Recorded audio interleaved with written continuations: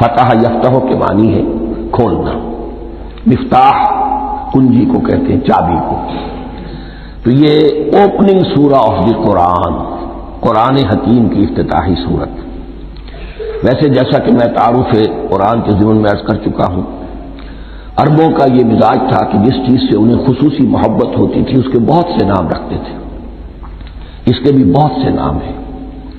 سورۃ الفاتحہ سب سے عام ہے، لیکن الکافیہ، الشافیہ، ام القرآن، اساس القرآن، کم سے کم یہ 4 نام تو میں سمجھتا ہوں کہ ہر مسلمان کو مزید معلوم ہونے چاہیے، اور بھی بہت سے نام. اس سورہ مبارکہ کی بالاتفاق و بالاجماع 7 آیتیں ہیں، اگرچہ ان کی ترتیب میں کچھ اختلاف ہے. ایک رائے یہ ہے، اور یہ رائے امام شافعی کی بھی ہے اور بصرہ کے جو قراء تھے ان کی بھی ہے، کہ آیت بسم اللہ بھی سورہ فاتحہ میں شامل ہے، اس کا جز ہے. وہ اس کو شامل کر کے پھر 7 آیتیں بناتے ہیں. تو آخری جنہیں ہم 2 آیتیں سمجھتے ہیں، صراط الذین انعمت علیہم غیر المغضوب علیہم ولا الضالین، وہ ان کے نزدیک ایک آیت ہے. تو گویا کہ نتیجہ یہ نکلا کہ آیتوں کی تعداد 7 ہی رہتی ہے.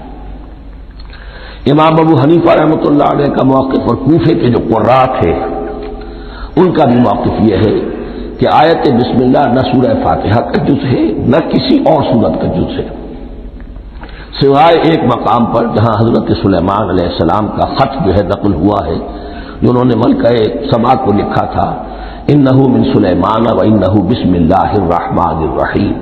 تو قرآن کے متن میں صرف اسی جگہ پر یہ آیت شامل سمجھتے ہیں، باقی یہ صرف علامت کے طور پر کہ یہاں سے ایک نئی سورت شروع ہو رہی ہے درج کی گئی ہے. اس سورہ مبارکہ کو الصلاح قرار دیا گیا ایک حدیث میں. اس کا جو اسلوب ہے وہ دعا کا ہے، اور دعا کے ساتھ اس کی جو مناسبت ہے، اور پھر اسی کی وجہ سے ہماری نماز کا یہ جزو لا ینفک بنا دیا گیا. بلکہ ایک حدیث جو میں آپ کو سناؤں گا اس میں اسی کو نماز قرار دیا گیا، الصلاح یہی ہے. ویسے وہ حدیث مبارک موجود ہے، لا صلاۃ لمن لم یقرأ بفاتحہ الکتاب، جو شخص سورہ فاتحہ کی تلاوت نہیں کرتا اس کی کوئی نماز نہیں. اس کے حوالے سے بھی ہمارے یہاں 2 مسلک ہے، ذکر صرف اس لیے کر رہا ہوں کہ آپ کے علم میں ہو، ان میں کوئی بنیادی فرق نہیں ہے. کسی بھی ایک رائے کا انسان قائل اور حامل ہو سکتا ہے بغیر اس کے کہ دوسرے کو بالکل غلط قرار دے، بلکہ یہ کہ اس کے لیے بھی گنجائش اپنے ذہن میں اور اپنے دل میں رکھے. تو ایک رائے یہ ہے کہ یہ میں کیا عرض کر رہا تھا کہ بھول گیا ہوں.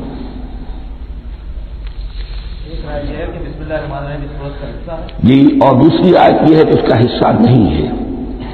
اسی اعتبار سے یہ کہ یہ سورہ مبارکہ نماز میں پڑھی جانی ضروری ہے، لا صلاۃ لمن لم یقرأ بفاتحۃ الکتاب.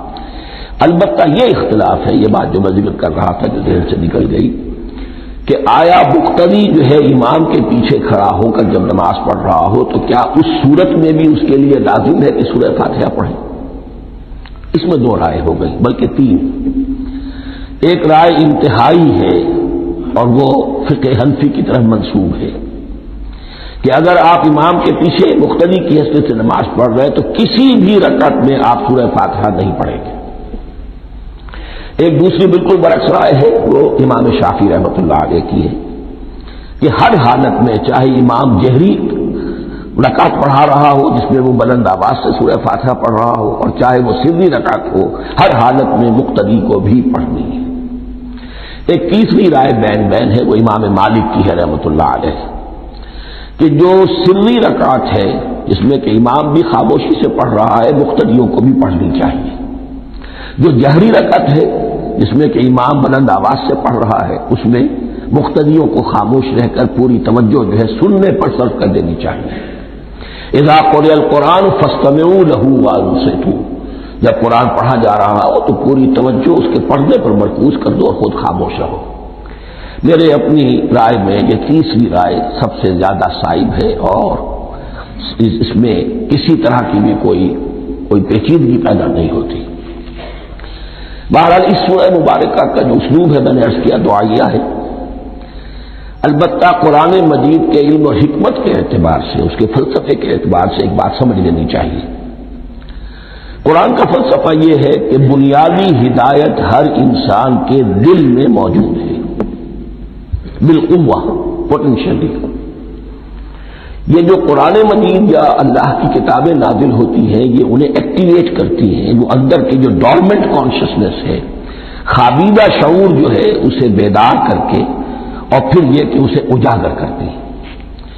ہر سلیم الفطرت انسان اور سلیم العقل انسان، دو سلامتی شرط ہیں۔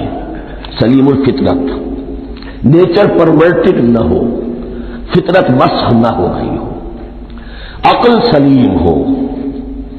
ان دونوں چیزوں کا نتیجہ یہ نکلتا ہے کہ وہ انسان از خود، بغیر کسی وحی کی رہنمائی کے، بغیر کسی نبی کی تعلیم کے سے استفادہ کیے ہوئے از خود بھی کچھ حقائق تک پہنچ جاتا ہے۔ اور وہ حقائق کیا ہے؟ نمبر ایک یہ کہ اس کائنات کا ایک خالق ہے، وہ ایک ہے، اور وہ تمام صفات کمال سے متصف ہے۔ نمبر دو یہ کہ انسان کی زندگی صرف یہ زندگی نہیں ہے، بلکہ ایک اور زندگی ہے کہ جس میں اس زندگی کے اعمال کے نتائج برآمد ہوں گے۔ یہ دو باتیں، اس کی زیادہ وضاحت کے ساتھ جو ہے اس کا تذکرہ آئے گا سورہ لقمان میں، جہاں حضرت لقمان کی شخصیت کا تذکرہ ہے۔ لیکن یہاں صرف یہ بات سمجھ لیجئے کہ قرآن کا فلسفہ یہ ہے کہ ہر انسان میں، ہر فرد نوع بشر میں جو اپنی ولادت کے وقت مسلم ہوتا ہے، حضور کی حدیث ہے کل مولود یولد علی الفطرہ ابواہ یحودانہ او ینصرانہ او یمجسانہ، ہر بچہ نوع انسانی کا فطرت اسلام پر پیدا ہوتا ہے۔